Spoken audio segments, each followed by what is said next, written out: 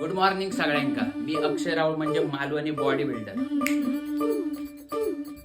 हे खळ्यात लागली माती मारू होई मा.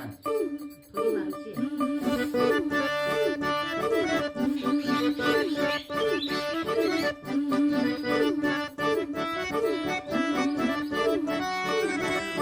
माझ्या कोकणचो रुबा भारी